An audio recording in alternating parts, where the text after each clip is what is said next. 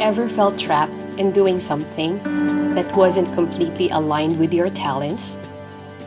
Well, you're not alone. I too felt that.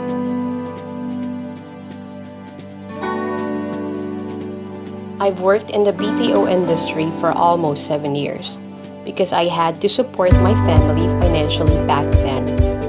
Believe me, it was such a great experience for me, working with the smartest, the most creative, and talented people, where I also built amazing friendships.